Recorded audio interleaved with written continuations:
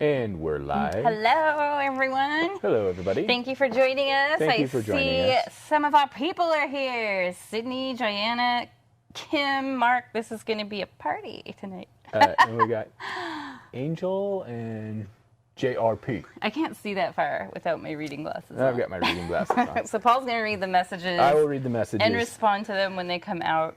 I am the co-pilot tonight. He's the co-pilot. Yeah. And tonight we are painting spring blossoms. There it is. Oh, wait, look, I matched it. I didn't actually intend to do that. You did. That's funny. I Funny when that probably happens. should not wear navy blue shirts and hats because I disappear. just kind of disappear into the background. So those of you just joining in, we are GoBox Art Crate. We've been around since, well, the subscription box has been around since 2019. Mm-hmm. And we've been teaching art classes in a live setting since 2011, a long time. Yeah. And this is it's the first painting from our May box. It's called Spring Blossoms. And it's kind of abstract and fluffy and allows a lot of opportunity for what you might think are mistakes, but are actually, like Bob Ross said, happy little accidents. Yeah, I don't even like putting that much negativity on them. Yeah. It's just the universe sending us subliminal messages of how we're supposed to paint. So you don't have to subscribe to get a subscription box to get the single art kits for these. You can pick and choose from our website and just buy them one at a time. Paul, is your Star Wars painting handy? We should show that real quick. Yeah, it's right here. I had a lot of fun with this one, Yeah, guys. so we always do something on May the 4th, and I want to show this now because with shipping times, you'll want to get your kit ordered right away. The kit is $25 or $35 if you get it with the 4-pack of brushes, which is nice. That's what we use in the videos. Yeah, So and this one is not one that will come with instructions. Just yeah, it'll come with, some swag, sticker coaster, and paint and all that. yeah. And Paul's going to guide us through this on May the 4th. So this will be like our fourth May the 4th painting, maybe? We did Chewbacca, we did Ewok, and last year you did... that's right. We did Fourth- do the fourth Ewok. May the Yeah. So last year we did Rebel Flight, Yeah, that's right. and this one I like this one a lot. It's like probably one of my favorites. Yeah, I of think all for the ones Star we've done. Wars paintings, it's I had a lot of fun with it, and there's I can hear those Ewoks singing and dancing. yub nub. Yeah, All right, let's toast. Let's get to it. that guy's wise, moderately sure. Cheers. Ewok talk. Cheers. All right, should we switch over our Yep. view? Let me Let's go right, the right in. pedal. There we go. Okay. There's our Star Wars transition. Yeah. Yeah. So when you get the subscription box, or if you order a single kit and we have these left, you can get this the step-by-step sheets that come with it. A lot of people like to reference them because it does show every single step in a photo with the printed instructions. And I will kind of follow along with that. It goes pretty smooth. But keep in mind with this painting, it is, if you look at it, it's pretty abstract, but you can tell what it is. So if I remember, that style of art is like abstract expressionism, or I can't remember what the style is. But it's an easy painting. I want you to relax, have a good time. It's all about pinks and purples today with this nice golden background to set it all off. So colors, we are using black and white, phthalo blue, phthalo red, and yellow ochre, or raw sienna. I've been using yellow ochre at home. There's a very similar color. Hold on. Yes. Do you remember like Mr. Yuck and all that stuff? Yeah. Okay, so I literally have a Mr. Yuck character playing golf. When I set this palette up, the bottle kind of exploded a little bit, so I said to Paul, "This is your palette." See, Sorry. look, check it out. There's his golf yeah, club. Mr. There's Yuck. his golf ball right there. There's the tee box marker. A little pareidolia going there. Yeah, wow. Okay, so let's take, with your subscription box, you get the 4-pack of brushes, which has a nice varying size group. Let's take this largest one. Go ahead and dip it in the water. Kind of brush it across the bottom of the cup. This is especially important if you have a brand new pack of brushes, because they do put some kind of coating on them that makes them maintain their shape for like shipping and stuff. And you want to kind of break through that. It dissolves really easy. Okay. So we are going to do a blotted background with raw sienna and white. So what I want to do is kind of join these two together, and without stirring and mashing my paint together. Well, it is kind of mashing it together. I'm just blotting it Bye, So Mr. you get- Golfer Dude. Oh, So, so you get a nice marbled kind of color mix. This is one of And- my favorite background techniques Yeah, we use. it really These two is. colors It's fun. specifically. So you can start anywhere you like, and the brush strokes I do, I'm often like twisting my brush in my hand as I work along.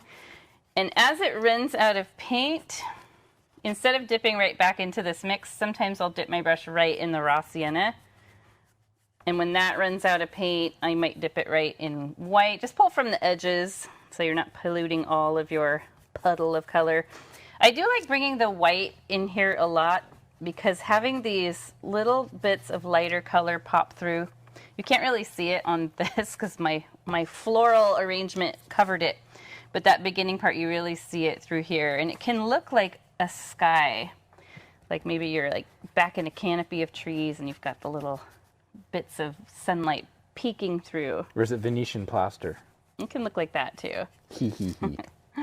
And then if you think, oh, I'm getting too light or too dark, just adjust as needed.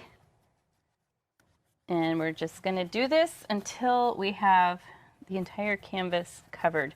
And yes, it is kind of like a Venetian plaster sort of look. Either that or the Goonies map.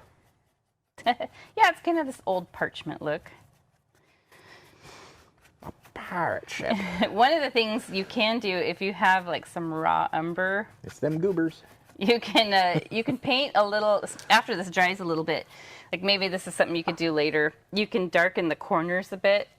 I did that right down here with just the raw sienna because I love playing around with that sort of thing when I'm designing a painting. So all I did was take dark from the corner and brush it inward.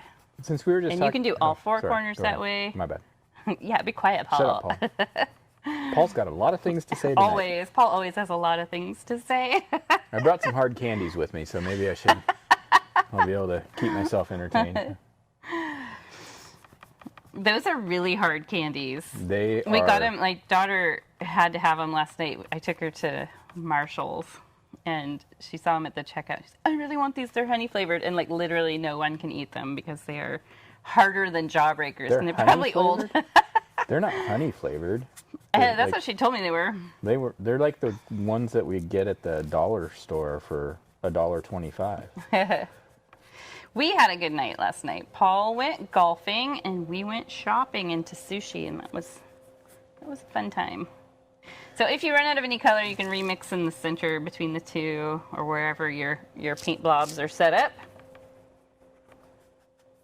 I'm working kind of quick. I want the background to be a little bit wet when we go on to paint the green leaves. Jolly Roger vodka just by letting them dissolve. That sounds good. Ooh. Oh, nice suggestion there. There's a restaurant pub nearby here who does a gummy bear martini. You know, I think that's a national chain. It's called Hops and Drops. They're Northwest. Oh, they are? Yeah. Okay. But they make the martini glasses are made out of Ice. Ice. Yeah, and then there's like this frozen gummy bear sitting in the bottom of your martini, and it seems like it would be weird, but it's like really good. It's weirdly good. If you like really sweet. That's not super sweet though, but it definitely tastes like a gummy bear. I don't get it. Yeah, those are the kind that are really easy to like over consume, and they're not cheap, aren't they? Like $12 to $15 Yeah. each. But it's like one of those cocktails that's like how to say you're 21 and a half without saying you're 21 and a half. Right? I remember being 21 and a half, and my go-to was a strawberry daiquiri. Yeah. But I also had the metabolism that could handle that. Now it's like, oh no, too much sugar. No. Strawberry daiquiri, margaritas, and pina coladas. I mean, what more do you need? That's our honeymoon actually. We went on a cruise and we were both 20, almost 22. And it was like pina coladas the whole entire time. So I'm just coming in now with a little white. Now think about where your flower arrangement goes. So putting this in the center like I did on that original, it obviously gets covered by the flowers. So if you wanted some white, like sunlight shining through, that kind of look, you can put it up in here. And I'm not pressing very hard. I'm literally just kind of feather light pressure, feathering it in. So what I was going to say a little bit earlier is when I was doing the Star Wars painting, I felt really inspired, and I'm thinking that maybe coming October or so, I'm thinking a Hogwarts painting. Yeah, you did message me that you wanted to do Hogwarts. We've never ventured into the world of wizarding for our paintings, but we definitely love that series. Oh, I should say it because they're keywords that make our... So Harry Potter, Star Wars, Disney, Warner Brothers, J.K. Rowling, George Lucas. Just got to throw all those, it helps our listings. So there we go. That's a decent parchmenty type of background. I could keep going on it and add more and more, but you can also do some of that later on around the edges of your flowers if you're careful. Should we reach over and go Mischief Managed? Mischief Managed. Yeah, it's the Marauders map. It's the Marauders map. Any spots that you see are kind of thin, like especially with just the plain raw sienna where you can maybe see white speckling or maybe it just looks thin to you, you can take the mixture with a little white, like mix the raw sienna and white like we did in the beginning, and that white will bring some opacity in and help cover anything that maybe looks like it needs a bit more color or a bit more another coat. Okay, I'm gonna wash the brush now. I'm gonna get the white off of there mainly. This is still wet, and what we do next actually mixes with the wet paint and lightens the leaves we're gonna paint on, and that is what we want. We are in step 2 if you are following along with this. So this is what we're going for right here. Rather than having Paul zoom, I'll just show it here. No, it's okay. Are you sure? Yeah, and I kind of modeled these off of like the 2 twigs that I paint on later.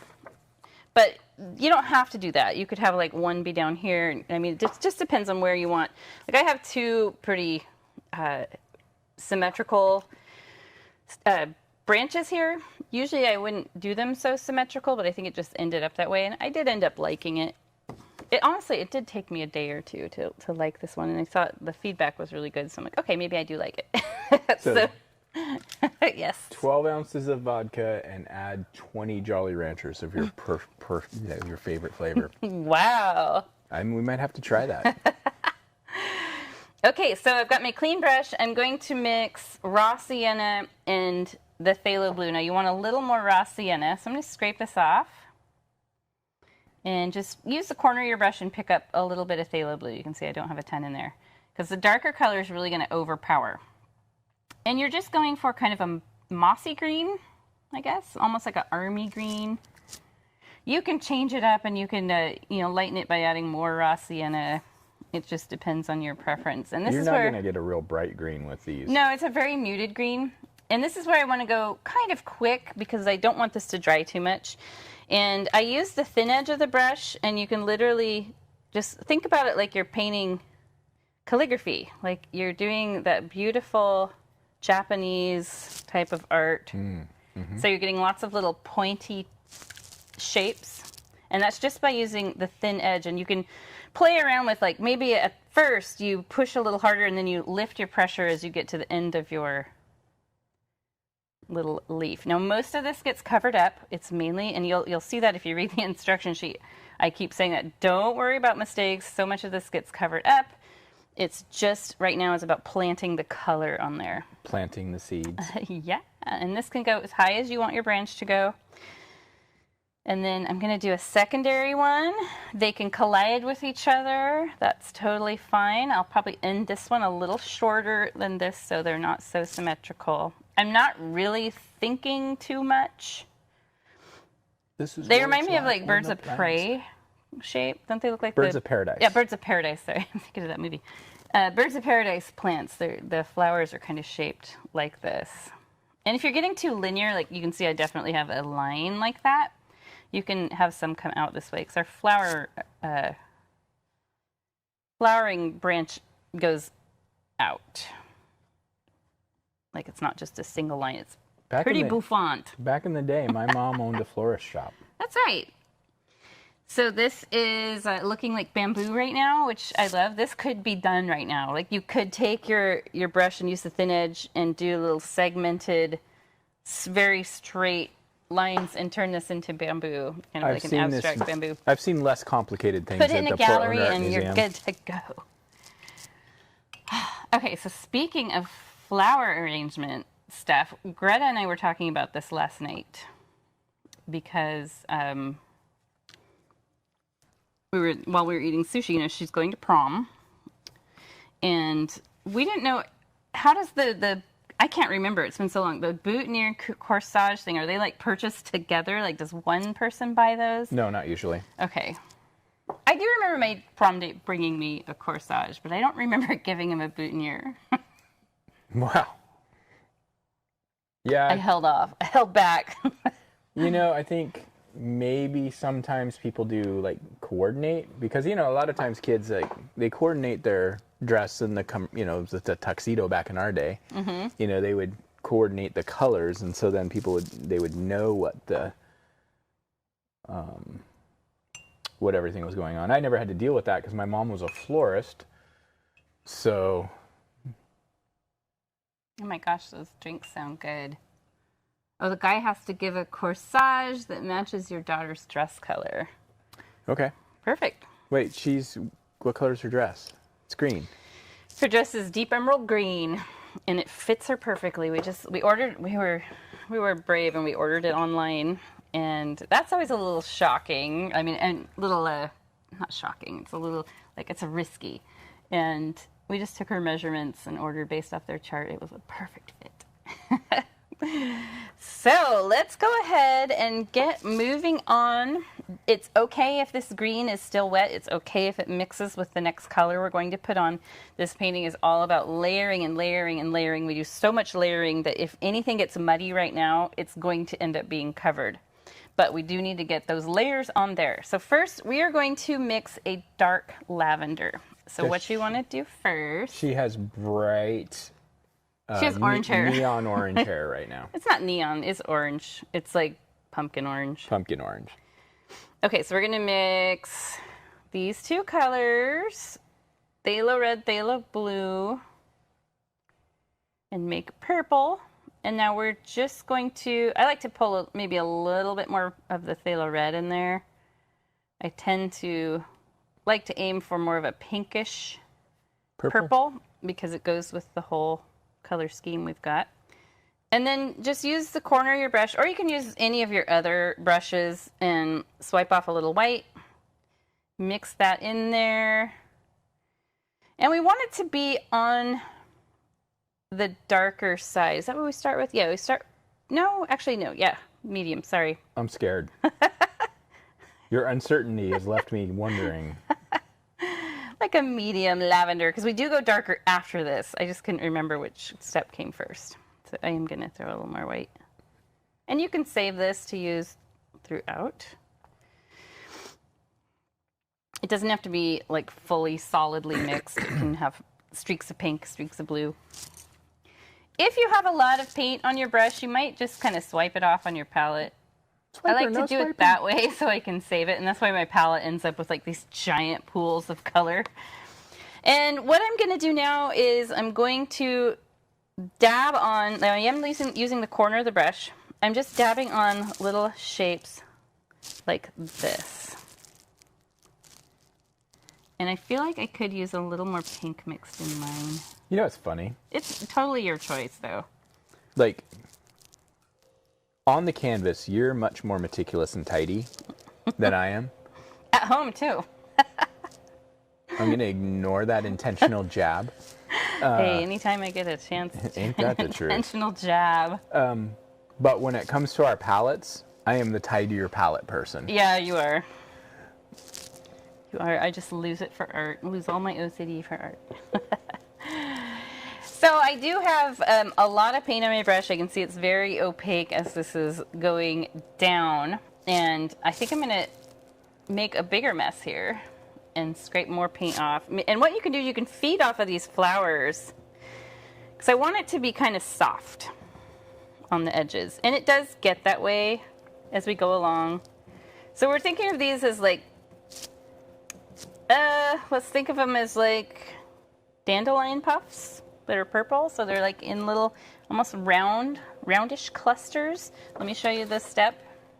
So that's what they look like. You can see mine are a little lighter in this one. So this one will just be a little darker. Did you say though, or I could add more white in? Sorry. That this painting is not any specific flower, right? It's just no. Like I originally was gonna do it as cherry blossoms, and then you were like, "Oh, they look more like plum blossoms." So I'm like, "Okay, they can just be spring blossoms." Well, they look very similar, cherry blossoms and plum blossoms. So. Yeah, they do. And then almond blossoms are like white and yellow. I think the centers of them are yellow. So I really want to whiten this out a little bit. Now you don't have to attach these to anything, and that's a habit that we can tend to get into where it's like, oh no, it has to be attached to the leaves. No, it doesn't. You can have a floater. You can have a floater out here.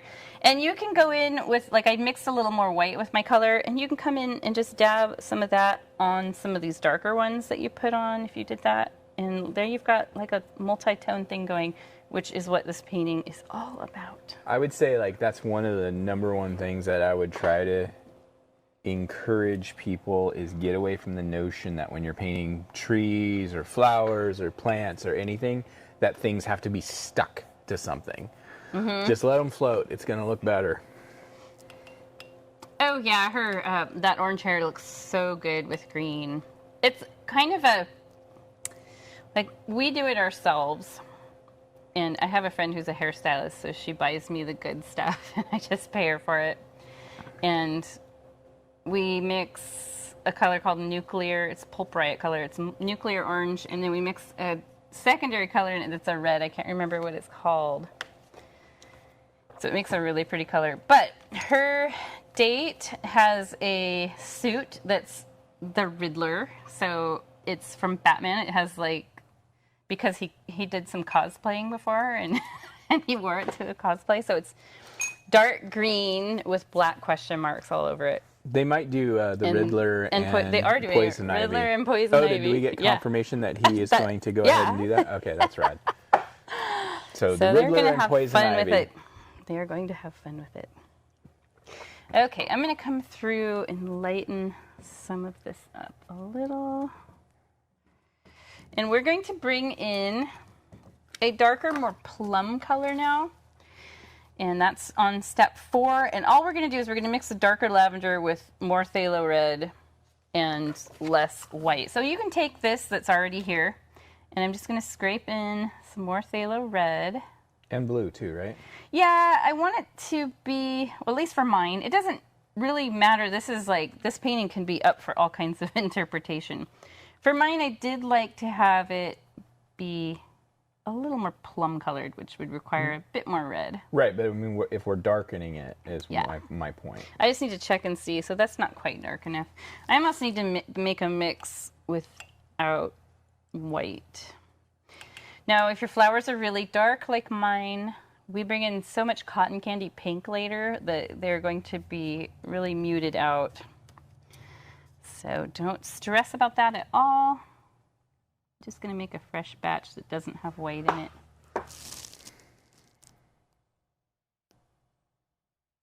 You know what, you guys? It's 55 degrees here, and it feels like... It feels hot. It feels hot. It has been such a cold spring.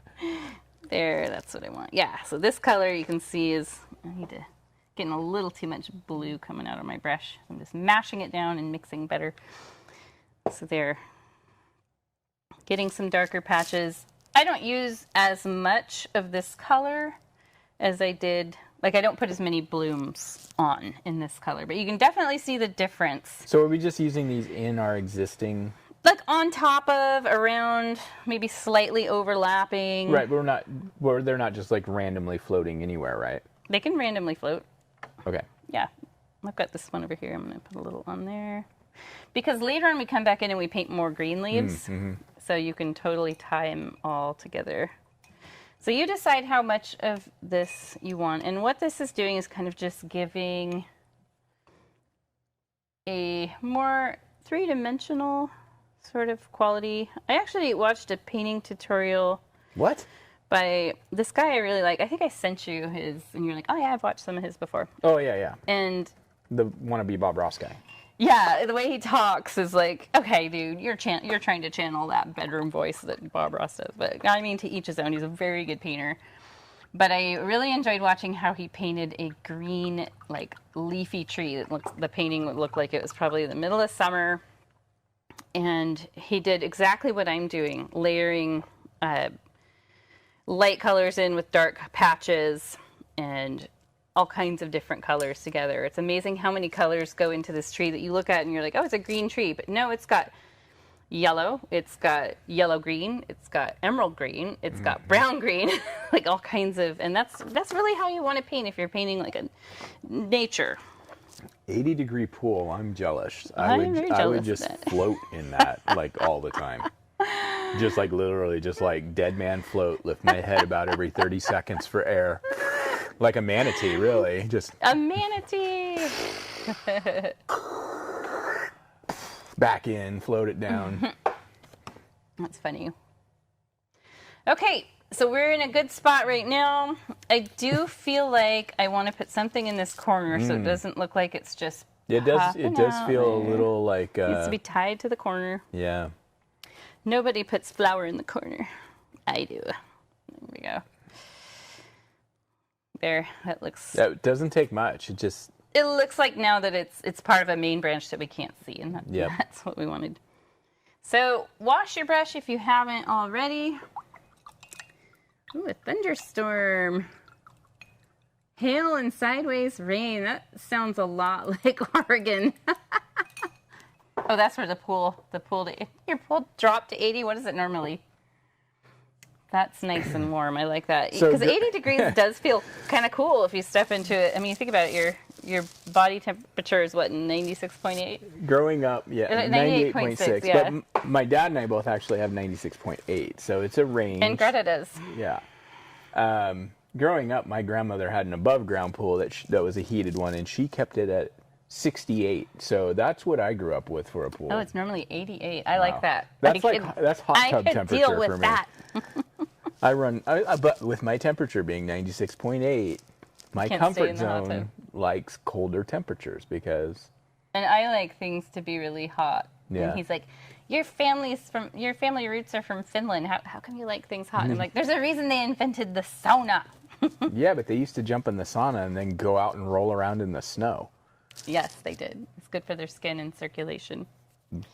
Okay, so now I was just buying a little In the drying buff, time even. here. And then they'd beat each other with ash branches. No, birch. Birch. Yeah, they I don't know that they beat each other, but they, like, you can buy a cluster of birch leaves and you just, like, Gotcha. Like they weren't leaving lightly beat your skin with it. You're saying mean, they they're all weren't about like leaving skincare. welts or anything. No, but I bet you it's like, have you ever seen like when you see like a good bartender and they'll take like a sprig of mint and just like slap it on their hand? Yeah. You know why they do that? No. It activates the oils. Oh, interesting. And I bet so you that's that's what what it the does. birch branch I think probably some does. use Yeah. eucalyptus too. Yeah. Well, they wouldn't because eucalyptus isn't native to Finland. Yeah, but it's not native to Oregon either, but we can buy it here at Trader Joe's. True. True. We put a cluster in our shower recently Yeah. because my daughter asked for us to do that because she probably saw it on Pinterest or TikTok. And You know what's funny is how many stores I've been into lately that have like a little section that literally says like founded on TikTok. oh yeah, Like TikTok's Fred Meyer. funny. Fred Meyer's They're all jumping on board. the Pacific Northwest version of Kroger. Freddy Kroeger. Yeah, Freddy Kroger. So, yeah. Fred Meyer's been here since the 60s, but Kroger bought them a while Yeah, ago. Paul's dad used to be VP of Yeah. the deli division of Fred Meyer. So Paul grew up getting all kinds of delicious, fun treats, and I got to we had partake yeah. in some of those. I'm making a cotton candy pink, by the way. I'm just doing white with a little bit of Thaler. I just We had gradually a whole added. freezer full of Dino Nuggets before Dino Nuggets were a thing. Yeah, and when I was dating Paul, we started dating. We were 19, so I'd hang out at his house and be like, "Oh, Pops has a whole bunch of bagel dogs that some vendor gave him. Yeah. Like, sweet. Yeah, and well, like he was in charge of like the hot deli and stuff, so they would send him like a 20-pound box of taquitos, you know. We and loved just it. like We benefited. as a teenager. It was like the best thing ever. It was like we got a fully stocked freezer full of hot deli stuff. It was amazing. And amazing having that metabolism we had. Yeah. Boy, Okay. that's the second time you've mentioned that tonight. Yeah, I don't like being in my 40s. I mean, there are some things I like about it, but what did I do here? I don't even What know in how that the happened. world? How weird. I just channeled your dad for a second. Okay, so I made this cotton candy pink. Hold on, I sorry. do want to swipe a little off on my palette, so I'm not using a ton of paint all at once. Cotton candy This pink, is huh? totally fine if it mixes with these wet colors. I gave us a little dry break as we were kind of just jabbering a bit. Jibba jabba. But see, this is turning out so pretty. You know, this, like, I hate to say it. No, I don't hate to say it. I'm proud to say it, but cotton candy pink is one of my favorite colors on a canvas. It is, and it looks so good with this background color. So are we connecting this to anything, or is it just Just kind of I in mean- and around.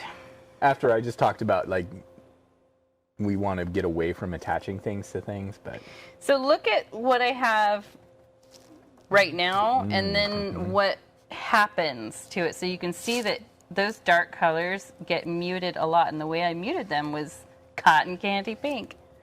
And we do end up switching down brush sizes. Some of the leaves I'll work around because I want to be able to come back and refresh some of those, but we will also be painting new leaves. Oops, I just dipped my brush in purple. I've been doing that on purpose.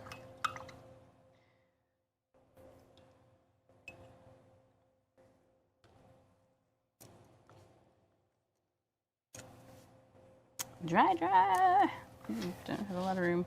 So I assume the Nope Nope Nope was about my grandma's pool. I will tell you that my grandmother taught me a lot about cooking. Mostly, this is what not to do. She had some interesting quirkinesses about her. Loved her dearly. She wasn't really like teaching you what not to do. She was cooking things. She was cooking, and I was like, "Note to self: don't ever do that. That's exactly what it was. That Don't was like ever do that." that was the running joke in your guys' household that Granny can't cook. Now, the best thing about my granny, though, is she was born and raised in Compton, California. So back in the 90s, I used to laugh a lot and be like, yeah, my family's straight out of Compton, you know, because that was the album by NWA back in the day. And now I think back and I go, oh, you know, that probably was a really poor taste of joke. Yeah, it was. It's still kind of funny, though. She's the OG, the original granny. She is the OG. Was. All right. What was the worst dish? Okay, so she used to come, like, my parents went to Europe for 2 weeks, and she came and stayed with me, and I learned how to cook You for were like myself. 15, right? Yeah, I was 15, because I had my permit, and I learned how to cook myself a lot that week. Yeah, what did she make you that you were just like, Stir fry. oh, yes. Yeah, and so I she- have heard she about would the go stir fry. And just buy, like, the mixed veggies. And Sydney's laughing. yeah. Sydney remembers. Sid, remember moving day? We're not going to get into that one.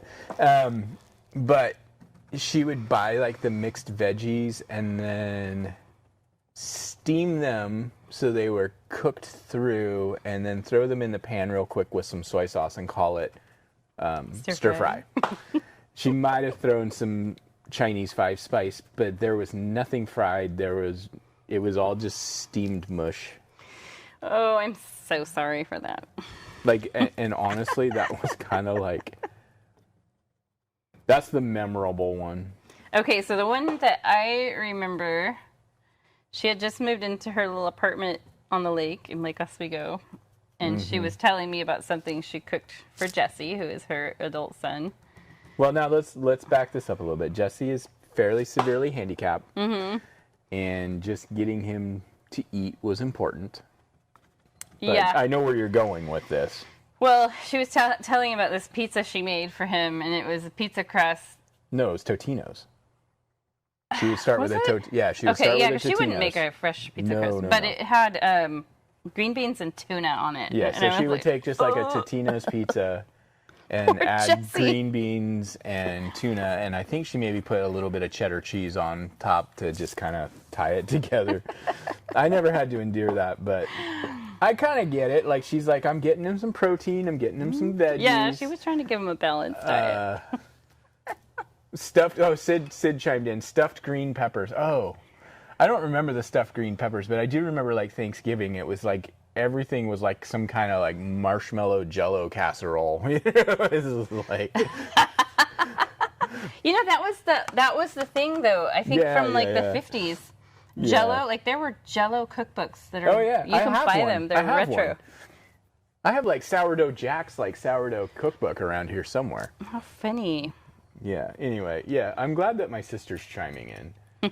So we know you're not lying. No, I know you're not No, lying. I mean, like, literally, I remember being like 10, 11 years old, and she would take me camping, and I would cook because she couldn't cook anything. I'm like making scrambled eggs. I'm like, yeah, this is scrambled eggs with garlic salt because this is better than anything else we're getting. Okay, so these are pretty stuck to the areas that will be branches, but I really want to bring some of this into the outside edges. You can see it goes pretty far out this way, and we add in more colors later, so we're not just going to be stuck with this. Right now, it kind of looks like you're looking at a flowering tree, but like It exploded. with like really bad vision. Oh, so like me. Like me in oncoming traffic with my astigmatism. Yeah, that's what it is. Yeah. So I'm going to take a little pink and I'm just going to bring this out. And this is where having it really light, it works so nice in this background because it is super subtle. And I just love the look of that. The two colors together. And think about it like just pink puffy clouds. And it's like this thing is sort of dissipating into the background. How are you doing on wine? You're ready for a refill. Yeah. By the way, this cab is fantastic. Yeah, we we got a wine shipment from our winery we belong to, and They're good friends. we're going through it slowly but surely. 2019 Reserve Cab Sauvignon. Yeah, we do So some live classes there too. Yeah. At their winery. Bill and Sandy are awesome. Shout out to Bill and Sandy. Shout out to Bill and Sandy. So a lot of you guys saw that we are doing some live classes in Sherwood starting next month through the summer and So probably into the fall. Joanna's having some Tempranillo, and I love Tempranillo. Oh, yeah. Remember we had that one that was so good that it tasted like jalapenos without the spice. You remember that? Is that one that Tim gave us? Yeah. Yeah. And it just had this fantastic, like, peppery taste, and it didn't taste like green bell peppers. It had, like, it totally tasted like it had a hint of jalapeno. Mm-hmm. Yeah, that's right. He did have some really peppery wines. But it didn't have the spiciness, and obviously There it was wouldn't. one, it was either from Chile or Argentina that he gave us. It was like, whoa, this is super peppery, but I don't No, remember that's the what one. that That's was. the Tempranillo. I don't remember it No. being Tempranillo. That wasn't Tempranillo. What was that? I don't know. No, I'm wrong because we did have a good Tempranillo from him, but it was what was it? Hold on, I gotta look it up. That's okay.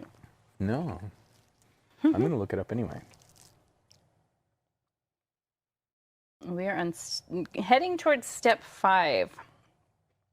And we're going to make some more green and bring some of our leaves back into the picture. If there's any part of this right now that you feel like could be lightened up, you can blot some of your light pink on there. But we are going to make kind of a raspberry pink later. It's this one right here. And that's another one that you can blot on to lighten up any areas. It is kind of nice having high contrast though. And there is a stage you can see where it is very high contrast through this part. The next steps we do, it's going to be very high contrast. And then we just gradually keep adding more and more different pinks. So we're finally going to switch brushes. You can wash this one off.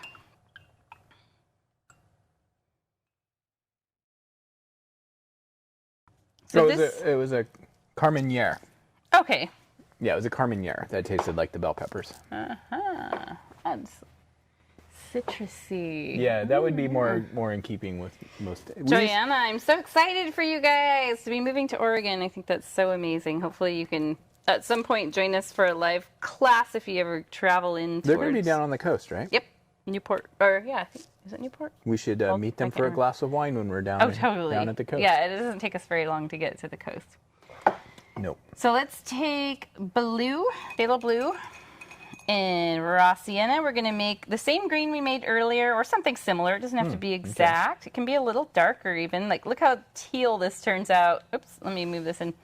This turns out pretty teal when I use a little more blue than raw sienna. Mm-hmm. So adjust as necessary. And we're going to take half of this color and we're going to mix white with half of it. I feel like we're getting bolder colors than we see in the original painting. Probably. That's not a bad thing. It might have been because, like, when I'm working on my own and not teaching it, I work pretty fast, so the background was still really wet. Yeah.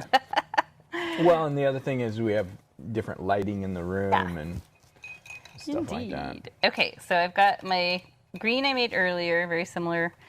And you can wash your brush and scrape off some white and add it to it. Or you can just scrape from the edge of the pool and just know that you can use the center of the pool of color. You know, it's funny, we're talking about wine tonight. So this has, hold on, this has too much blue. So it's kind of turning into a, I don't know, what would you call this color? It's the color of my new golf pants. Okay, it's that color. Yeah. So it just needs more raw sienna in it. I'm looking for a sage green. It's kind of sagey, but... It's like a blue-based sage. Yeah, it's kind of like that color that Toyota is doing on some of their cars right now. That color. Lunar, they call it lunar rock. I am using up all my raw sienna. I might have to borrow from your Mr. Yuck. My Mr. Yuck is pretty much just his head and his golf club left at this point.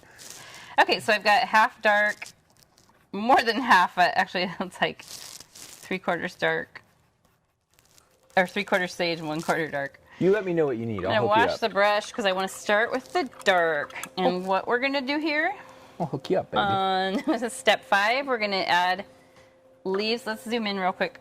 Should we be like other influencers and call each other babe all the time? Babe. No, we're too old. You did for a good that. job, We're babe. too old for that. Oh my God. So yeah, we're babe. on step 5. You can see the leaves that we're going to put in here. So you can zoom, I guess, zoom out a little. Like we can have, so you can zoom in just a bit so I can Whoa, show. stop. No, what is, Stop. oh my gosh. Stop. There we have the atoms of the canvas. I think the battery might be running dead. Maybe we shouldn't use it. Just zoom out to the normal so that just in case the batteries die, we're not like... Okay, I've got new batteries. I can change those really quick. Well, it's fine. Is that zoomed in at the right amount Yeah, it's right fine. now? It's Okay, perfect cool. right now. Okay, so we're going to take our... I will change the batteries while you do that. Okay, I'm using the number 8 brush and the darker green. Let me scoop my palette up here so you can see. I literally bought new batteries today because I thought that might Thank be a God you possibility. did. So some of these leaves I can see, and what I'll do is just trace it using the thin edge of the Oops, brush sorry. and fill it Shaking in. Just using the dark green right now, and like here's another good one. They're just kind of almond shapes, like elongated almonds. Elongated almond shapes, like someone took an almond and pulled it. And just paint right over your flower blooms sometimes. Because if you look at a flowering tree, that's what's going to happen. You're going to have layers of flowers above the leaves or on top of the leaves and layers of flowers behind the leaves. And some of these, like right in here, I really went heavy with the pinks and purples. And so for there, I might just add some leaves back in. And some of these might require a second coat because doing the darker color on top of the light, it can end up being a little transparent, but it's okay. We'll have time. This painting actually goes fairly quickly. Sometimes, rather than just having a single leaf here and there, I might take and like add a second one to this one to make it look a little more natural. And they don't have to be the same size. Like I made these two the same size, but I don't have to. I can make this one smaller.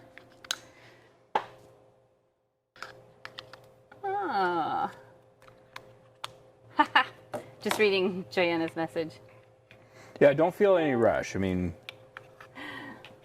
So you're going to be here June 19th. Oh, your first weekend. Yeah, you'll want to just like mentally unpack. no. We're literally It's a like from big move, but it's Newport? an amazing move. How far are we from Newport? About an hour It takes and about a half. an hour and 45 minutes ish. Yeah. Hour and 45 minutes if I'm driving, hour and a half if Jenny's driving. Yeah, I tend to have a lead foot. So here's another good spot.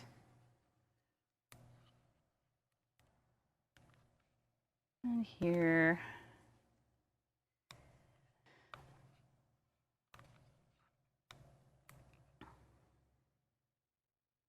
So I'm just looking through, finding some of those original leaves. It's nice to have those marker points, but again, if your flowers, your blooms you put on ended up blotting out a lot of that, just create new leaves. Sorry, I'm wiggling the camera stand. My bad. You're fired. I am. But you know what? I'm so glad that I thought to proactively go to the store today and buy I'm batteries glad just in of case. that too. Now let's make sure it works. Let's see. Oh, it works. Yay! Okay. Okay, cool. Yeah, why don't you zoom out just the normal amount so we can see the whole picture. Yeah, right about there. It's perfect. What I was going to say earlier is when we first started the subscription box, we dug pretty deep into the possibility of actually doing a wine subscription with it. Yes. And it would have been easy to do within Oregon. But actually Washington was more difficult, but most of the Midwest was almost impossible. Yeah. Like we would have to ship it specifically to a liquor store, and then Yeah, it people was would have to go getting a pick it little up too from the liquor complicated. store.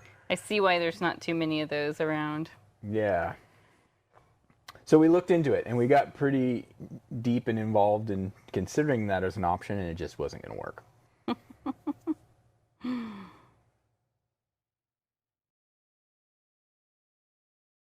We just got confirmation of a pretty good sized party out in a place in Oregon called Carlton this summer. And Carlton's a little city that was designed just for wine. Not really. It's But- probably been there forever, but it's Yeah, known as the one of the wine towns of Yeah. not Napa Valley, or Napa Valley of Oregon. Yeah, it's one of the small towns that when the wine industry started building, there wasn't a lot of industry to compete with in Carlton. So that's it, and it was perfect for growing grapes. And Yeah, so that'll be fun. We do like doing those occasional corporate events. We get to meet a lot of fun people. I'm pretty excited about that. my favorite corporate event we ever did, we did a week before Christmas at Timberline Lodge, which if you guys have ever watched, You've already told this story on I here. have. Mm-hmm. Then I will stop. No, it's okay. You can tell it. Let me give them direction first, and then you can No, I'm tell done. your story. I'm gonna it's- take my story and because go home. they're new people. Okay. It's funny. Let me scrape off a little of your. Steal my paint. So I'm going to switch now. I washed my brush. I'm going to switch to the lighter green, the more sagey green, so we can get some other colors in there. One of the things I like to do is I'll pick one of these leaves that I drew on and maybe highlight half of it with the sage color. Like the top half is always good. Like think about your light source. Like okay, I kind of established my light source was over here. Just look for the lightest part of your canvas. Your light source could be over here. Down here maybe wouldn't make as much sense, but I'll just do the lighter green on those areas that face towards my light source. And then I also will just add in extra leaves that are done in the lighter green, because the more colors you have, the more better. So tell us your story, Paul, because Nope. it's a funny one. I already told you no. You are so nerdy. So we got hired by Nike to do a corporate event for their global sales managers, which was only 12 people? Yeah, maybe 16. Maybe. Yeah. And it was taught up at Timberline Lodge, which if you are familiar with The Shining, the hotel exterior from The Shining was actually Timberline Lodge. Although there's no maze there. I don't know how they did that, but They built it on a set. But it was interesting because they invited us to have dinner with The team. And they're very casual. Most of them wearing sweats, Nike amazingly. And but the person who hired us did not tell them who we were. What they just said, they're part of the entertainment after the class. And so during the dinner and stuff, it was interesting because they were talking about things like, oh, my region's about to hit 2 billion for the year in sales. And I was just like, oh my gosh, this is crazy. I remember that we were sitting there going, do these people think we're like exotic entertainment? Yeah, well, I doubt Nike would hire exotic entertainment. You never know. But there were definitely several of them that were trying to figure out. Most of them thought we were musicians. So must have been the tattoos. The tattoos and whatever. Anyway, it was a lot of fun. But that was actually like growing up in Oregon. Timberline Lodge is one of our major landmarks. So it was really fun. And actually, we did a painting of Timberline Lodge. Yeah, so that was kind of it was fun. We got kind of a surreal moment, really. Spend the night, have our dinner paid for, and we got paid for being up there. It was a nice little. Yeah, they nice little gig. It is a lodge, but they have not changed the furniture since like the 50s. I mean, they've replaced it with the same. Awesome. I'm glad you. Okay, so next time I start telling a story again, just remember. Sometimes I tell stories over and over again. I will remember always. That's what I'm here for. Okay, so I washed my brush. I got all the green off, and now we are we're still in step 5 if you're following the sheets. We are going to add some phthalo red.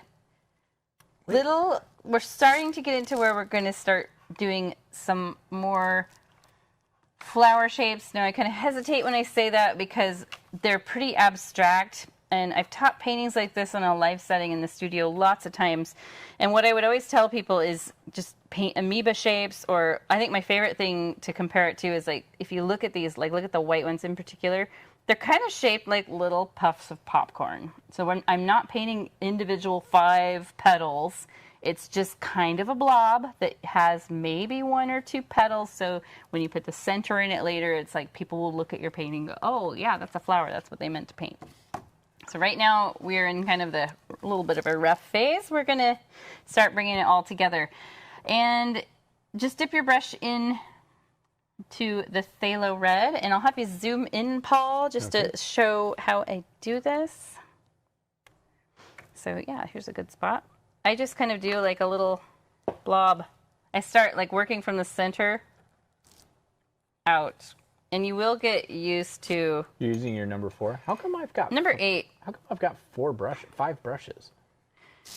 I don't know. What happened here? You'll get used to the idea of it because your natural tendency is going to want to be to go 1, 2, 3, 4, 5. And if you like... Oops, I'm off the camera. Sorry. That one there. If you like that look, go for it. I wanted to keep this pretty easy and kind of loosely abstract for people though, so just dabbing in a little puffy blob is perfect. I'll have you zoom out just a little bit, Paul, so we can kind of see where I place these. We are doing a bunch of Patrick Stars. Yeah, exactly. From SpongeBob. But very loosely. Yep. And I'm going to be mixing white with this color in just a minute because this I don't do too many in the pure dark, just plain old phthalo red. You know what the hardest part on this is? Remembering to turn them a little bit once in a while. Turn them, like, meaning what do you mean? That you're not doing the exact same rotation. Oh, yeah, Or, I kind of am. I kind of am doing it. It's really easy to just kind of do them the same direction every single time. Okay, so I'm going to have you zoom out so you can see the whole canvas, please. Well, geez, you need to tell me a little bit more did descriptively what it is that you're leading. Okay, there we go. Okay, so that's about as many as I want in that really dark color. And the reason is because it's really an attention grab, and I don't want this one to necessarily be the attention grab. I really like all the lighter colors we put in later. That looks a little more like how cherry blossoms or plum blossoms look. But this gives a nice contrast. So I'm going to now make a raspberry smoothie color, and that's just phthalo red and less white than you use when you make your cotton candy color. So if you've ever blended raspberries with like milk or cream or yogurt, you get this color. I love this color. It's one of my favorites. It's kind of Barbie doll pink. like the Barbie box pink, Barbie Corvette pink. And you'll just tap in little blobby shapes, have them maybe overlap some of these. The other thing that So actually, that what you just said, can I just say something real quick? The overlapping is something that's really important because a lot of times when we start transitioning from one color to the next, people have a tendency of letting them stand alone a little too much. And you then don't it want starts that. to look a little bit like you'll look at it and be like, we don't want it to look planned. something doesn't look right, but I can't put my finger on why. And it's because everything's individual and standing out on its own. Yeah, they need to touch. They need to Be get used friends. to each other and be friends. Hello, friend.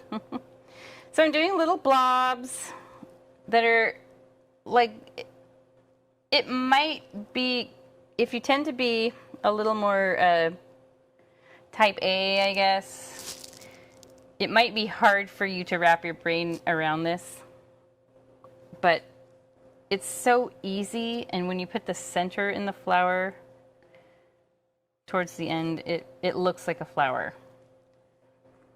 And another thing that can be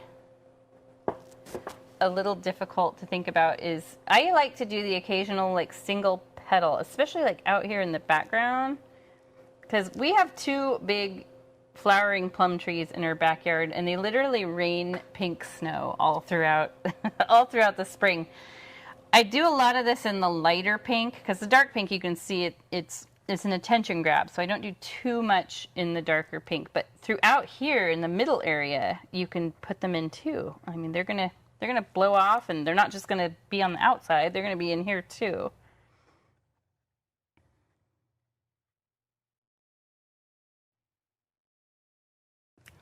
Just gonna look and see how much. Didn't put a ton of these in.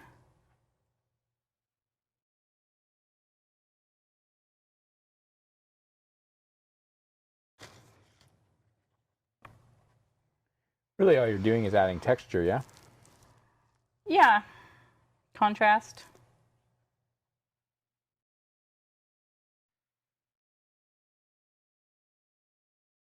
Layers, lots of layers.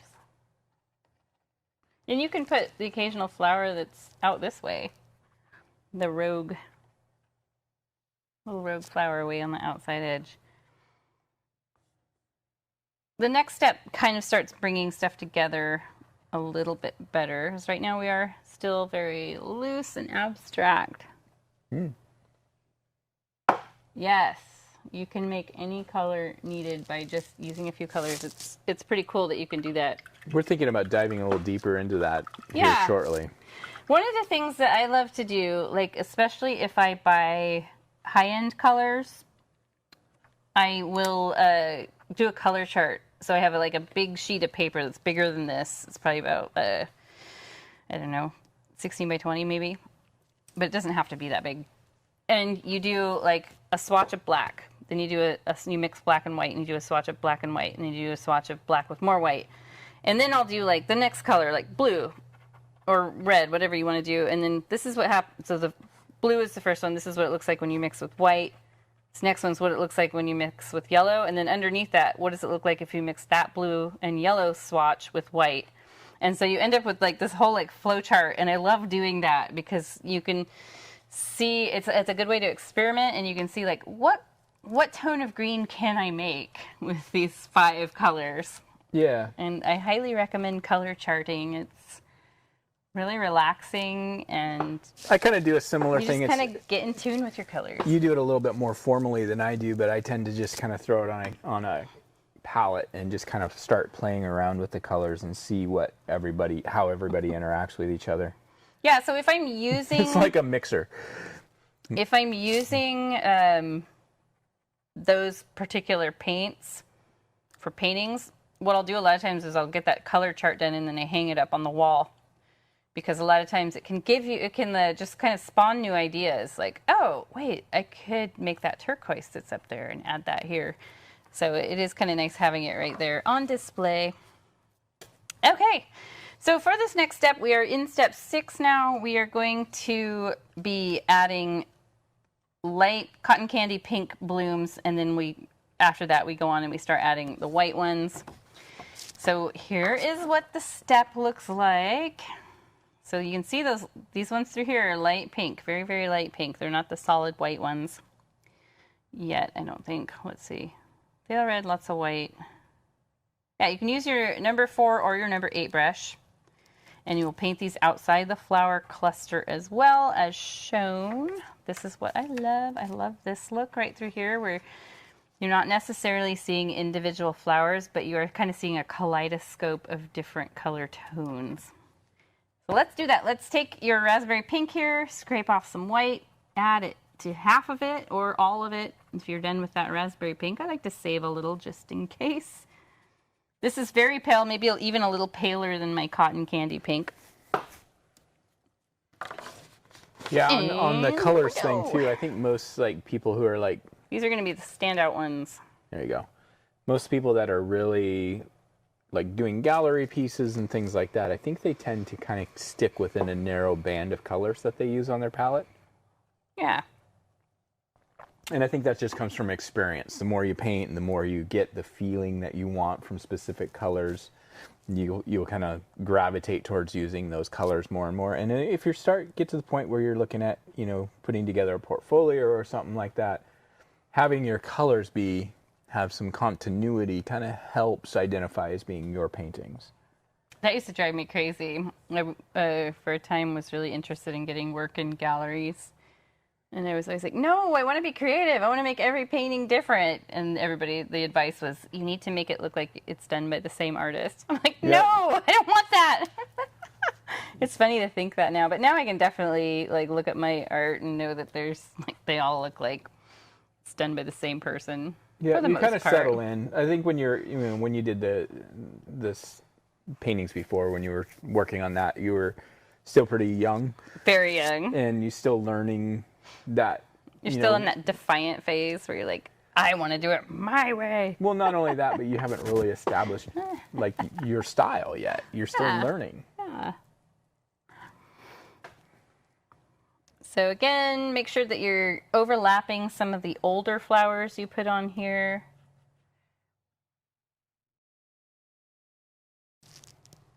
I haven't gone to where I'm putting more colors out this way yet. I feel a foot cramp coming on. Lovely. You need to have more calcium and magnesium. I probably do.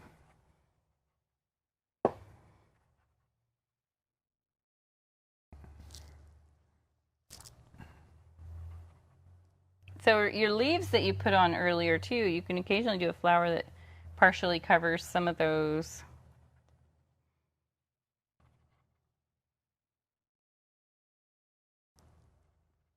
And if you have any patches, like some of these really dark red ones where maybe it's drawing your eye too much and it's bothering you, just paint right over it. And you don't have to cover all of it, but you can lighten it up. Tonic water. Oh, tonic water. Oh, my bruise is long gone. Yeah, thank goodness it's long gone. Oh, so it's okay, yes, my April painting, we do definitely branch out. She's saying my April painting looked a lot different than my other paintings. Oh, definitely. We definitely branch out a little bit more with the. Let's show your painting because we're doing it next week. And actually, we do need to announce that next week we had it listed on the sheet that we're doing it Friday, but we're actually going to have to do it on Thursday because there you go. We have. I'll show you. A daughter who's turning 17. Yeah, and we originally planned to do her party on Saturday, which was the 22nd, and none of her friends can make it, so we have to shift it to Friday. And none of the other dates work because my daughter and I are doing another musical. And she was really efficient with her guilt trip. Oh, very. We're doing another musical where we're doing the cast hair and makeup, the Glam Squad. We're doing Beauty and the Beast up at the high school, so that whole week is pretty much. Sorry, Greta, it's not your birthday. It's time for us to do the musical. So yeah, we had to shift some stuff around, and we'll put out an email about that too. Yep. So next week, Thursday instead of Friday. Yeah. And again, that painting is all done with just our number 8 brush Yeah. only. So that's going to be fun. One of these days I'll try to get Greta on here. I've talked to her about it, and she's like, I don't want to be on.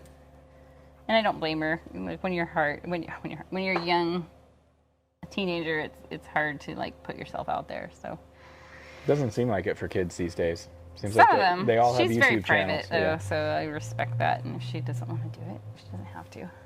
Okay, so now I want to do what I was talking about earlier, where I bring some of the little single dots out here. So I'm not painting flowers out here.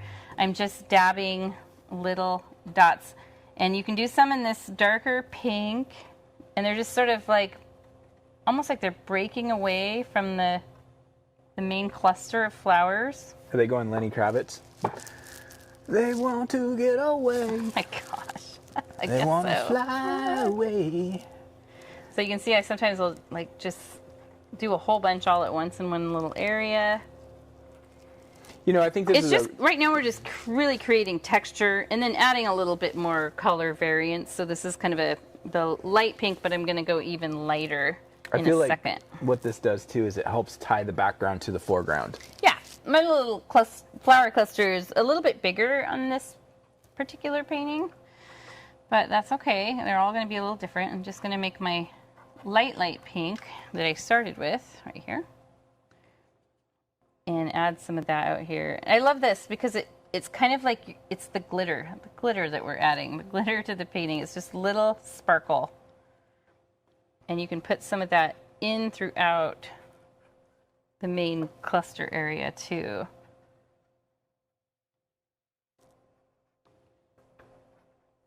And over here, if you end up, actually at any point, if you end up where everything looks pretty uniform and you've got just one solid color and not enough tonal variances, you can add, whether you need lighter or darker, just change that up. And like here, I just mixed more white, and now I can have a lot more variances in tone throughout this area.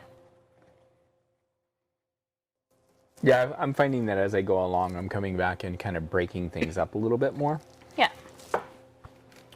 Trying to undefine some of the things that felt too defined. This is a very healthy, well-fed fruit blossom tree. She's loving life right now.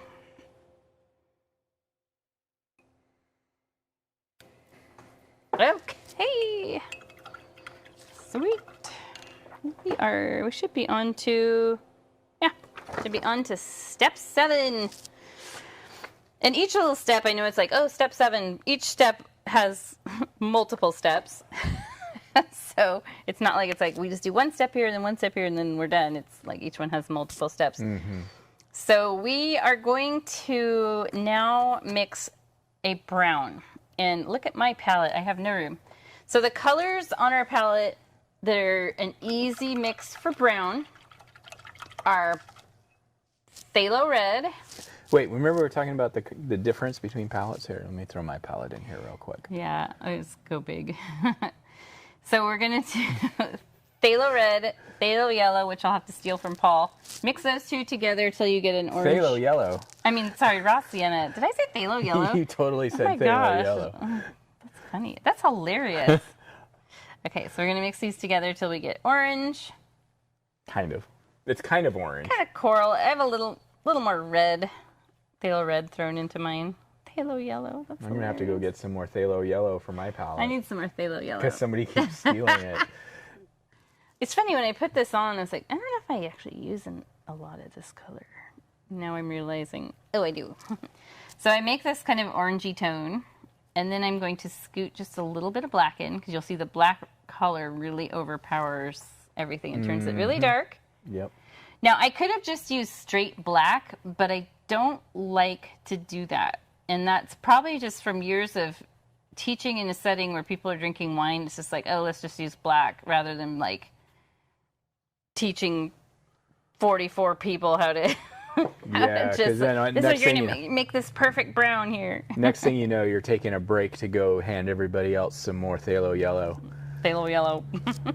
some more raw sienna because they've added too much black and there's no coming back. Yeah. So have a look and see, does that stand out against over the stuff you've added on there? Yes. If it doesn't stand out, you'll add a little more black to it. And I just need to see what brush I used. We add a drop of water to the mix because we are going to switch to a small brush at first. So the water will make it nice and fluid and allow that small brush to get a nice long stroke before it runs out of color. And we're going to paint little twig size branches. You can barely see them here, but you see how they're just single lines and I skip flowers sometimes. I'll talk about that. Let's have a look here. So I went along. Oh, yeah. We thicken all this up, so it's going to start real skinny. So don't worry about like, oh, this is really thick down here. No, don't worry. Joanna says she really hears our airport today. Oh, yeah. Yeah, so once the weather turns good, especially on the weekends, because it is just a small little municipal airport, these are the evenings that people are out with their planes. In fact, this morning, actually right about 100 yards from where we're sitting right now, in mornings they do hot air balloon tours. And so this morning they had a balloon they were filling they were doing it already? No, they weren't. They were just testing. Practicing. Like testing their, make sure it doesn't need maintenance. But I saw them bring their fleet of chase vans out and park them today. So they must be doing. Chase vans. Yeah, because they have to go get the people, afterwards. It's not like you fly out and then fly back with the hot air balloon. You drift and then you land and then you come back. But anyway, they were I've never done that. Got the chase vans out today. I'm a little nervous. I don't like heights, and I don't know if I'd like being in a hot air balloon. Like, I think I'd love the visual part, but the actual, like, I'm in a tiny basket. Oh, and they take off at like 6:30 in the morning. That's too early. Okay. Okay, so what I was pointing out is how I occasionally skip. So it's almost like you're doing a big dashed line, but each dash is not equal. You wouldn't want to do like equal size dashes. Like sometimes you're going to have a long one, then you'll have a shorter one, and you might have a really short one. So we're going to do that. Don't even stress about this part at all because you can use a well-placed flower blossom to hide a rogue branch. But let's take our smallest brush, dip it in the water, add a little water again to your mix just to refresh it. It does evaporate really fast, which is why I'm adding more in already. And decide where you want your branch to come out of. Just have a look at the whole painting. I think mine looks like it should come out right about here because the way this is leaning. And I'm going to darken my brown just a little bit because I think it will be a little harder for you guys to see if I don't. So I'm going to do a nice long twig, and then I'll skip this leaf cluster, come up. Now I'm going to stop, and here's a little space I could do part of the branch. And I just try to line it up. It's not always going to be perfect, but sometimes the branches on these are sort of curly. And this is why I'm having us do this with the smallest brush, because we go back and thicken a lot of this up. And by starting with the smallest brush, it's a little more non-committal. You can fix things a little easier rather than if you started with a big broad brush. So now I'm going to do the branch on this one. And I did have it so it came out of this. And you could do a separate branch. Like this, technically, I could start right here and it would line up just fine. But I want to try to keep it close to the original. So I'm just going to have this maybe right about here, start angling outward. And you just decide which flower clusters do you want to skip. You can paint right over some of them. And my end goal is to get up to this point, obviously. And I know some of you guys will stress out about this, but please don't, because it's so easy to adjust by adding well-placed blobs of color, aka flowers. So yeah, if you're starting to stress, please don't. It's not worth it. Stress about other things. I would just say that, like personally, I think of this being like a whisper or a hint. Yeah. Yeah. Normally, in a live studio setting, if you've ever been to one of those sip and paint places, that's what we ran for years and years, we a lot of times would paint the branches first and then paint the flowers attached. But for you guys, you're getting a little extra, like more in-depth. This is actually better. Yeah, it is way better. So now my goal is to widen this up. So down here, this is probably about close to 3/4 of an inch, maybe even an inch wide, and then you can see it starts narrowing quite a bit. And up when I get up in here, I don't really thicken these too much, but down here I definitely want to, and I think I'm just going to do it this way. Just parallel this line and come up like that. And now, before I go too far, I'm going to color this in.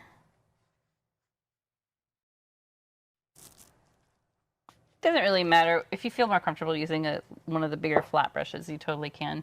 I'm just going to keep using this little guy. And then right here, I want to make this one a little thicker too.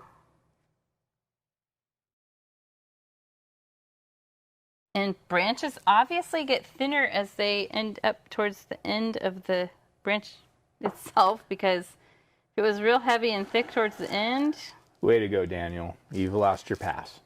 What? Completely forgot about this being tonight. Shazbot. Well, if you're not on our email list. Right. How do people sign up on our email list? Through the website. Okay. Just so there's like there. a link? Yeah, I think there's a pop-up I think that comes up. I don't remember.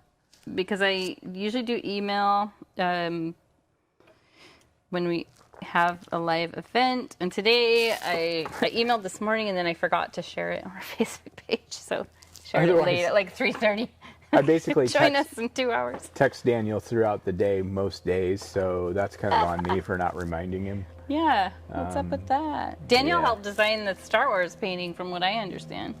Yeah, we'll let him have some credit for that. Okay, so now I'll just say I consulted with him before I proceeded. That's a good person to consult with, for sure.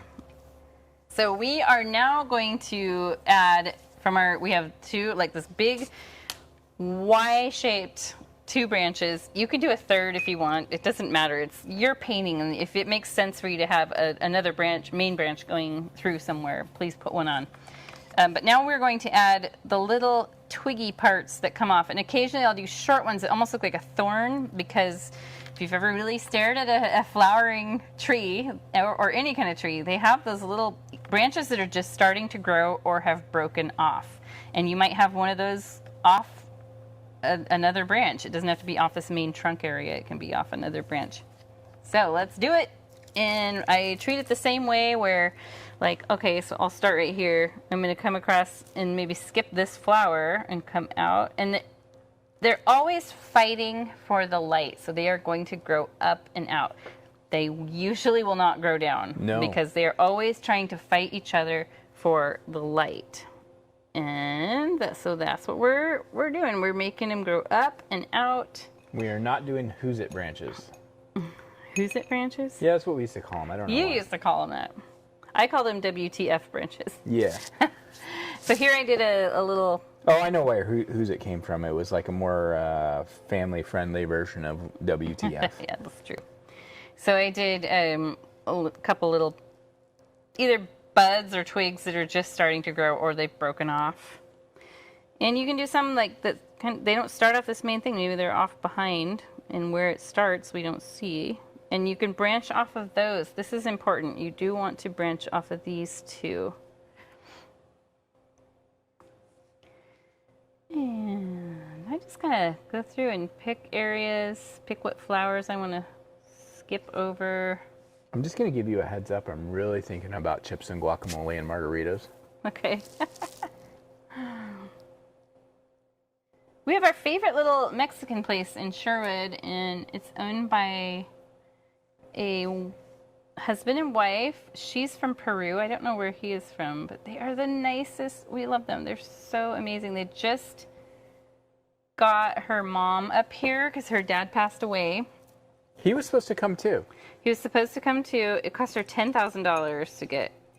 It was going to be $20,000 because it was going to be the both of them. Yeah, so she had to go down there and probably fill out all kinds of stuff. And unfortunately, her father passed away, I think it was 4 months before they were scheduled to come up. And she's the sweetest lady. Yeah, and they work so hard. They live kind of far away from their restaurant, so they have a bit of a drive. to get in, but we love going there. So if you're ever in Sherwood, Oregon, look for Jalapenos Taqueria. It's amazing. It is so good, and it's like of all the Mexican, I mean, they're definitely Mexican food. It's a taqueria, so but they do a phenomenal job of plating their food too. Like they bring it out, and it's like wow, and it's not crazy expensive. It's like just like the same price as any It's other medium Mexican joint. expensive. No, it's very good. And they go a little heavy on the tequila when they make the margaritas, so there's no shame in that. So you can see as I'm working along and he's jabbering. Jibba jabba. I am just skipping a lot of flowers and just knowing, reassure yourself in your mind that you can come back. And if you end up with a branch, it's like, oh, what did I do? I ruined it. I wrecked the whole painting. Don't think in those terms. You will be able to cover things up. You totally made me want to quote Mr. T. Ain't got no time for no jibba jabba. Oh my gosh. How do you remember all this? Just a glass of wine and everything comes back. All right. I feel like I need one or two more coming off of this side from this branch. Yeah, Daniel, I'm pretty sure they do pina coladas. They've got. Oh yeah, they've got a full bar. The nice thing is like when you look at the bar is small, so when you look at it, they don't really have garbage spirits on the wall. Yeah. They kind of go a little bit nicer. Yes, indeed. Okay, we are getting there. We do highlight this branch. It's not doesn't just stay plain old dark brown. We did our twigs. Okay, so we're now on step 9, which is the last step, but it's Is it really? again, yeah, it's broken down though into a few steps. So now this says now is the time to make the branches feel like they fit in. So you can give your leaves a second coat of green as wow. needed. That did not go Some well. of them might need a second coat of green. I just picked up my number 4 brush. And any of the leaves that look like they're a little see-through, I'm going to borrow some phthalo yellow. For those of you who maybe are joining in late, there is no such thing as the color of phthalo yellow. Jenny accidentally said phthalo yellow earlier, and we were just sticking with it. It's funny. It's Rossiana. And it's Ross. Or also yellow ochre Yellow works. ochre is a. They're actually very interchangeable. I actually like yellow ochre a little bit better, but our current paint supplier does not provide yellow ochre in the paints that we use. So yeah, any of these that need a second coat of either of the greens, feel free to come in. Or if you feel like you need to add more leaves, like maybe some of these got covered up as you were working. You went to a full bar that didn't know how to make a dirty martini? Oh my goodness. That's kind of like going to a bar that doesn't know how to make an old fashioned. It's like, it's so simple and straightforward. You should be able to do it. It's just olive juice, right? Yeah. Just a little bit of olive juice in there. I kind of laugh at when I worked as a bartender for a short time at the Olive Garden when I was like 23-ish. Like really high. I had like 0 drinking experience, and You're like, where's the daiquiris? Where's the strawberry daiquiris? it was kind of funny to think. I remember someone asked for a martini once. So I looked up the recipe. We had a recipe book back there, and it said it took vermouth. Well, I picked up and I made the martini, and I put vermouth in it and sent it out to the table with the server. And I realized I made it with sweet vermouth, which is not what you use. Wait, did they complain? No, that's the weirdest thing. I thought about that for years after. I'm like, either they really liked it or they maybe hadn't really had a lot of experience with martinis, and we're like, this is how it is. So but to be fair, if you're going into the Olive Garden, why are you ordering a martini? Yeah, you have to order the Italian margarita. That was the best one that we had.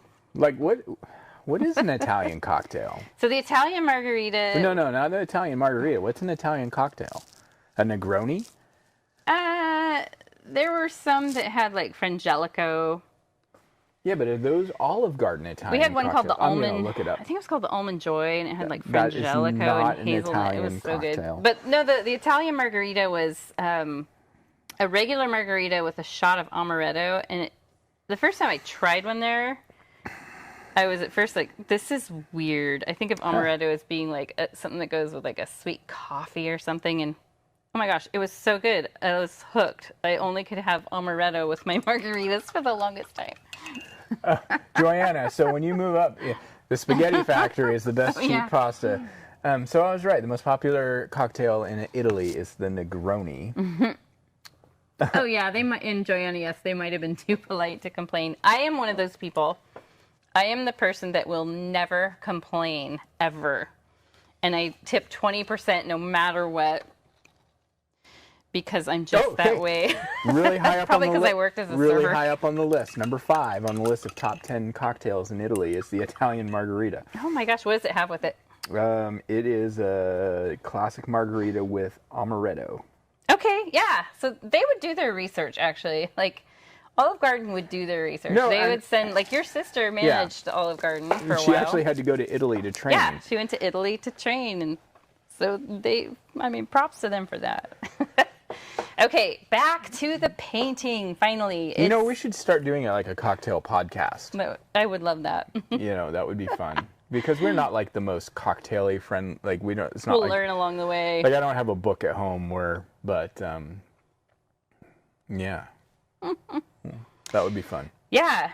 Okay, so we went through and we did some stuff to our leaves. You can continue working on your leaves, especially if your brown branches are still wet, because we're going to end up right now painting blossoms that make those branches really fit in if needed. If you have it where it looks like the branch goes over the top of a flower that just doesn't make sense and it just needs to fit in better. You want the branch to be completely dry though, because what you don't want is to end up with a brown flower, because that will attract a lot of attention. Well, they do turn brown a little bit before they fall off. They sometimes. do, but this is like mid-spring, healthy, not brown flowers.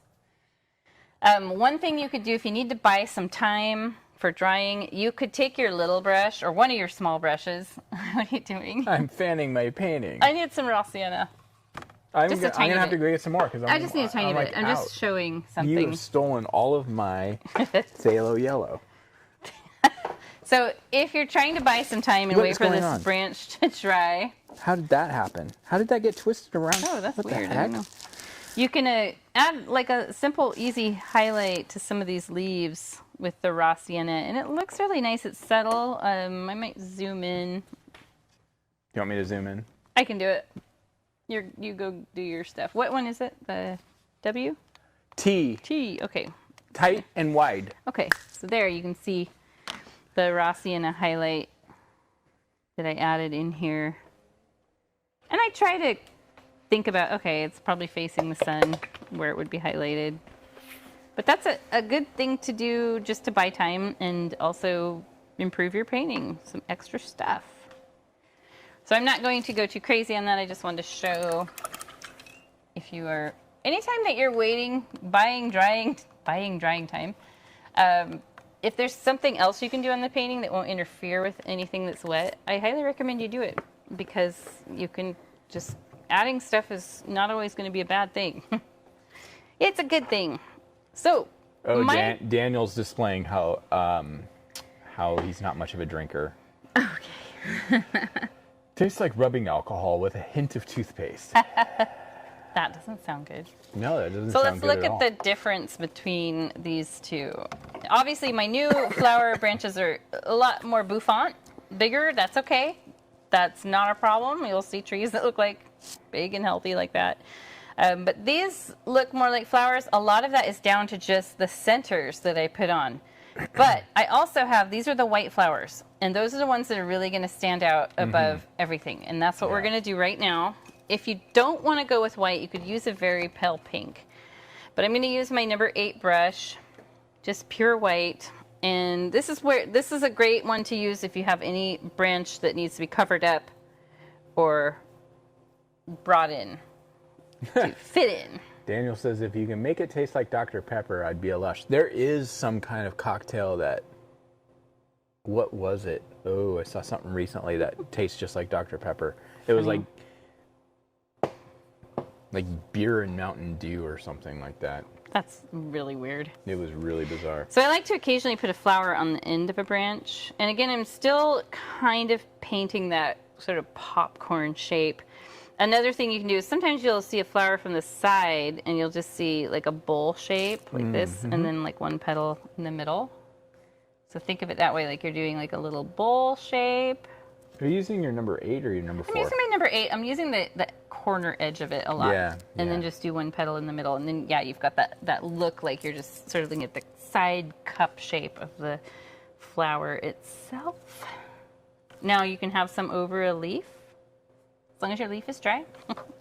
These are front and foremost, so they can go over They anything. are front and foremost. They can go over anything. The important thing is, this is super common.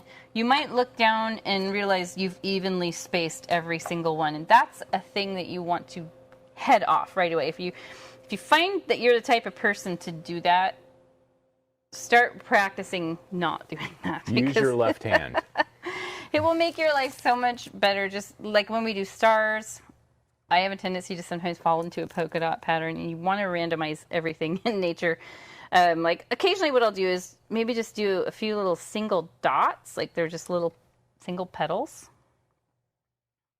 Or overlap 2 flowers. You can have 2 of the same color overlapping, like that. Daniel, I think it was beer and Put some amaretto. Dots out here. You've got paint on your face. Really? Yes, you do. What color? Black. Like right on your cheek. Which one? Your right cheek, right I wonder there. how that happened. Like it goes like right. There's a splotch there, another splotch there. That was my makeup. Wow. That's really funny. I have had that happen teaching live too, and it's a lot of times it's just like you don't realize you have paint on your hand and you We always laugh when like we go out like rub your afterwards, face with it. and we like not so much when we teach here, but when we used to teach in person, we were doing like how many pallets a night and then clean up and stuff, and we'd have paint all over our hands and stuff when we go out for a happy hour or something like that, and we was like, wonder if It's anybody red notices. tonight. We committed a murder before we went into this bar. Yeah, we did end up with. A lot of times you just get busy and you don't take the time to really scrub it off your hands. At night, it's like 10 o'clock when the students get out, when we had our live studio. And by the time you clean up everything, wash all the brushes, get You're the like floor just like clean. whatever place is open, and I need to get out of here as fast need as a I can. Caesar salad, French fries, and a beer. I'll clean the studio, but I'm not going to clean my hands. I would rather come back tomorrow. Except the problem was our studio was about 45 minutes from home. Yeah. So you can see I'm doing a lot of little random dots out around the edges. I've mainly concentrated right here. I love that look. I just love the kind of sparkly, fairy-like look.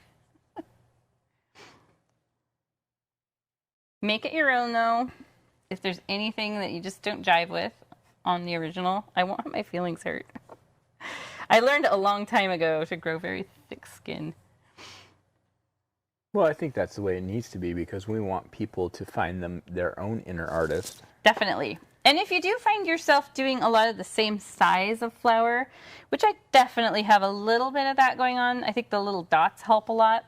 But you can do real tiny ones, or you can do those little from the side cup versions of flowers. That looks weird. Okay, there we go. I fixed that. But tucking in a lot of the little dots that I'm just using the corner of the brush to put on, it just adds to the overall sparkle, and then it also makes it look less uniform. And then occasionally do a nice big bold flower. Flavor. One that's not like so huge that it doesn't make sense on a tree like this. But you can do a big one here and there. And those are the ones we'll put centers in, along with some of the other medium-sized ones. You know, we were talking about getting paint on our hands and stuff. I remember watching, I don't remember his name, but there was a fellow that had a show on OPB, PBS, Oregon Public Broadcasting in Oregon, but PBS is a national chain. But he used to do some oil painting, but he would kind of do a deep dive into Monet or something like that and kind of talk about their processes. And he had, at one point in time, he's more of an art historian, I think would be the best way of saying it. How did I miss this guy? Maybe I was teaching a he lot. was not on very often, and I only watched like caught a couple episodes. But one of the things he talked about was he said the difference between a good painter and a master was the master would cross this line of being restricted. So like a good painter would use their brush, a master would become immersed in the project and use the corner of their shirt, their finger, whatever. It was more of a spiritual type of process than it was a painting process. And so like he would say like, you know, Monet, if he needed something done rather than using a brush, he might tear off a corner of his shirt. Awesome. Or, you know, just any of these types of things. And you think about it, if it makes sense, because you're just totally emotionally like, Daniel, I don't think he was. I think the guy was from New York. But you're really so immersed that you stop thinking of the boundaries of painting and start thinking of it just as like a full experience. Yeah, it's kind of cool. It's funny. Well, we saw people in college who did that. Yeah. Green Lady comes to mind. I think they did that for attention. Yeah. There were a few that we would kind of silently laugh at. It's like, we can tell you painted that paint all over your face Like yourself. they get done with class and they got green all over, and it's like, you just did a crayon drawing of Mr. Oompa Loompa or something, you know. It's like just You would always tell though when they like went in the bathroom and like painted paint on their face or Bill was funny. Alexander is actually who yeah, taught Bill Bob Alexander, Ross, Yeah. and then I think subsequently sued Bob Ross for stealing He his did. techniques. So I really love how this is looking right now. It's very sparkly, and you've got a lot of those really subtle light pinks dissipating into the background. That was my plan with this one. Very different paintings. This one definitely has a lot more white and a lot more of the little white dots that I put in there. Oh wait, we got to put the little center. Yeah, we're going to Oh. do that. There's a couple, like 2 more steps we have to do. Oh, gotcha. And so, yeah, I mean, I feel like either one looks decent.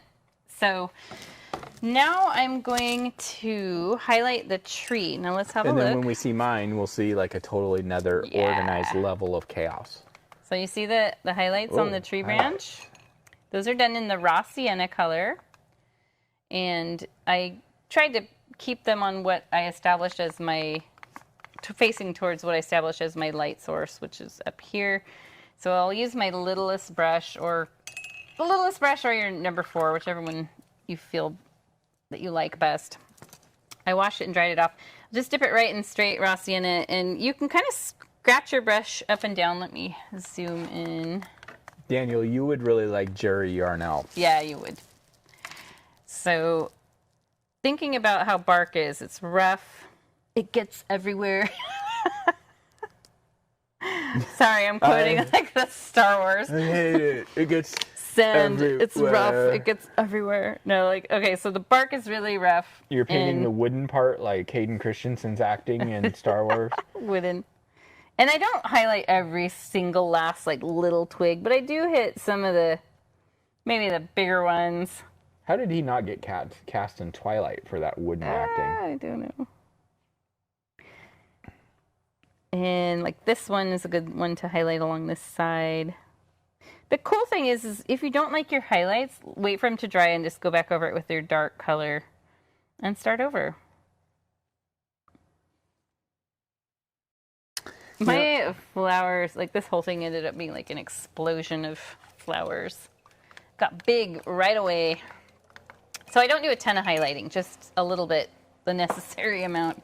If you get up in here where the twigs are really small, it can sort of make the whole twig itself disappear. But if you ended up making some of your twigs up here thicker than you want, adding the highlight to them can actually visually thin out the branch. So keep that in mind. I like the green tone you got tonight more so than the original. I feel like the green in the original is a little washed out seeming. Okay. Yeah, let's have a look. Yeah, it is. It's definitely, like, I didn't hit it as heavy. It is funny how sometimes when we teach these, the contrast gets upped a lot. Oh, we found that a lot, though, teaching I've noticed in the that with studio. yours, too. Mm-hmm. Sometimes I can get it almost exact, and then other times it's like, okay, well, probably over-teaching. Well, I think when we taught in the studio, we ended up doing things with a higher, like, everything more intensely so people could see it better. Because, like, people oftentimes were sitting, 30 feet away? Yeah. And that's just like, you can't see much. So I don't it's a like habit. sand. It It's a gets habit. everywhere. Okay, so we are going to mix a dark violet, and that's what we use for the center of the flowers. Oh, you really? could also use black. Yeah, that's the shortcut. But yeah, I just use my smallest brush. Or what you can mix the color with one of your bigger brushes. I tend to like to do that, so I have a nice little glob of it. Blue, phthalo red, phthalo blue. Just make a dark violet.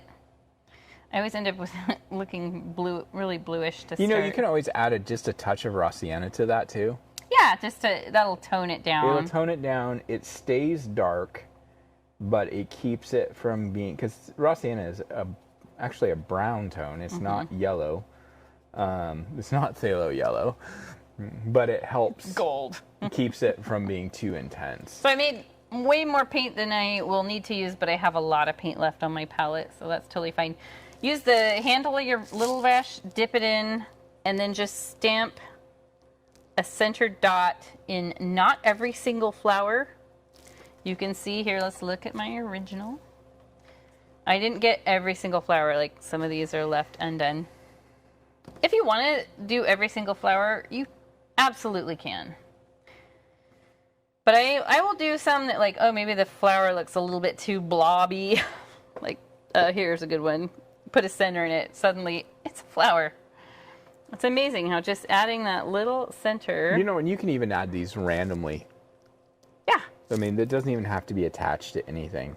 And even, like, some of these little single, like, let me pick a good one.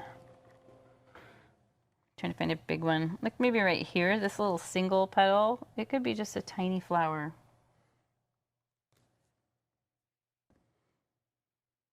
Okay, I don't want to do more. Like, I've got enough.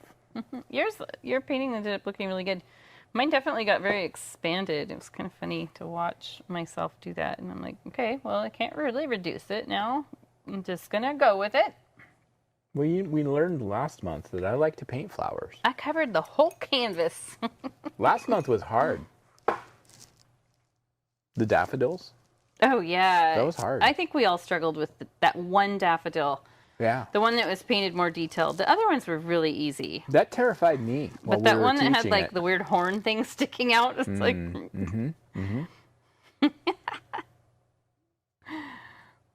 I tried desperately to find a picture of a daffodil from that angle, and I could never find one at that exact angle. Oh, I made it up. Because I was like, I could just, like, look at that and really analyze it and see. So one of the things I feel like for me personally, that is a bit of a strength in that regard, is I have a good idea of taking things three-dimensionally and shifting the angle in my mind, if that makes sense. All right. Almost done. Wow, you're doing a lot of dots. Oh, yeah. Maybe I should I do have a some- lot of flowers. Look how many flowers are on here. Yeah, There's so many. I don't have specific flowers so much. I'm mainly dotting the ones that are the dark red and the white, because they're the ones that really stand out the most. Yeah, I But some of gotcha. these other ones are, like, really subtle and they don't necessarily need a center. But I think that's pretty good. I feel like I need maybe just basically have a look at it and see how balanced it is. And if you feel like you've got a lot of dots in the centers of these, but up here it's more... So I've got like this one undone. spot that's kind of like bland. There's nothing really going on in it. And I just add a dot and it's like, oh, okay, all of a sudden there's detail there. So you guys ready to see Jenny's paint on her face? Yeah, but let me sign my painting first. No, we got to slide in. Nobody's seen my painting yet. Oh, that's right. Okay. Not that I'm being like, all like, oh, look at my painting. My painting Let me is- one up Jenny. Let me one up Jenny. No, I don't Weber. He loves to one up Jenny. We just paint differently. So I'm just going to sign my painting down here now. One of the corners, doesn't matter where. You can sign it on the back even if you want. Sharpie works perfect. And the reason we paint differently than each other is so that you guys can see that it's okay for paintings You guys to not can be. see Paul one up me every time. No, it's not I'm true. just kidding. Because you went It up me became all the time. a funny joke. Okay, Kind mine's of. in the glare right now. No, it's not. It looks fine. But so here he has a much more Messy. compact, like everything's very attached to the branches. Mine just really kind of exploded out of there, and yours actually looks maybe a little more like my original. Yeah. But more intense, bold flavor. And look at my tattoo; it's so colorful in there too. It just blends right in. Oh, look at my. No, I've been in the sun. It's like mine starts to disappear. Yeah. I it just does. become black arms. So yeah, here we go. 2 different styles. You guys know now, those of you who have been painting with us, you know how Paul paints versus how I paint. I tend to be a little more illustrative and, illustrative, whimsical, and Paul's definitely more of the nature painter. Yeah, much more like I don't know like what's the right rate. Like it's not like sloppy. Contained sloppiness, maybe. I don't know. Controlled sloppiness. Controlled chaos. Okay, let's see the paint on my face. Either way. Oh, Yeah, no, there it is. It's not too bad. You got a little stripe I was there. like expecting to see a whole streak. No, you weren't the Joker.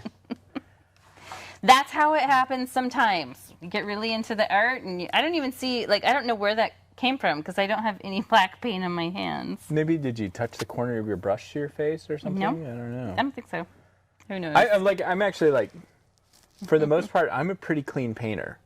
Like, remember we used to have like some of our teachers, they get done and they would like paint all over their clothes and stuff. And Yeah. I was always like, I've never, yeah, maybe a little bit, but like, remember the one fellow that we had working for us, and he used to wipe his paintbrush off on his Seth. pants. Yeah. Oh, I wasn't gonna say his name. I mean, it's just like we can call out Seth. Nobody knows who he is. yeah. He used to, instead of using He like, had paint jeans he would wear, and Yeah, he would I just mean, like instead of drying his brush on the paper towel, He'd he'd just wipe his wipe brush it off on his pants, jeans. I mean, that's and- just how it goes sometimes. there's nothing wrong with it. And you know what? Actually, Yes, maybe Paul got the paint on me. I did. While she wasn't looking, I was like, but one of the things I saw was really a cool idea, and I don't remember where I saw it, but it was an artist who's an oil painter, and I don't know that she's well known or anything, but for her, instead of using a palette and a paint table, she got like a glass top, like a bistro table that she got at like a Goodwill or something, and she just puts the paint right on the glass. That's cool. Because the nice thing about glass is you can use a razor blade and just scrape the paint off. Scrape it right off. And yeah. so rather than having a palette and all this other stuff, she has like just like this round glass tabletop that's like yay big around. We considered using sheets of glass for our pellets in the studio, but then you think, okay, we sat 44 people. It's like, can you imagine 44 people having glass? Like Well, not only that, but so then, many wine glasses would get broken that like we could just be glass on the floor all the time. But It would not be only awful. that, taking the time to scrape it off and stuff like that. And you can't use acrylic because acrylic would, like, it would kind of work, but you know what we used to use, you and I used for a long time, is like a lot of the grocery stores, Target and places like that, Walmart, at the end of the summer. The melamine plates. No, not the melamine, but they have the plastic plates that are called like poolware. And Yeah, you and get they're kind of like a weird, like foggy they're plastic. just plastic, and they're like 4 for like $2 or something like that. And you wait till the end of the season, and they're like 4 for $1. They're like come in a little bundle, and those work really good because like the acrylic paint, you can actually kind of just peel off of it. I highly recommend getting white ones. So if you do that, because if you get like a dark blue or dark green, it can Well, alter the way your color looks. You know what the best color palette is that people don't really think Gray. about? Gray, like a medium gray, because you can then see a little bit better. Yeah, some how- places sell gray paint palettes. Yeah. And a lot of people start with a toned gray canvas. I said that word, canvas. Canvas. Canvas. Oh my gosh, it's the canvas. A toned gray canvas, or if you're doing like a sketches. Toned gray paper is amazing. You can do like chocolate pastels and stuff. Yeah. And it's really the nice thing cool. about gray is white shows up on it and black shows up on it. And that's kind of like one of the biggest problems that people have when they use a palette is they might mix this color and it looks really intense. Let's find this color right here. This little blue color looks really intense on the palette, but then if you put it on the canvas, which has got other colors and stuff, it doesn't look as bold. Or a lot of time, where I find it's the biggest issue is when people mix a lighter tone on the palette, and because it's against white, it looks like it's got more color, and then when you put it on the canvas, it looks white. Yeah. You know, that really comes into play when we do like highlights on water. Yeah. Yeah. Oh yeah.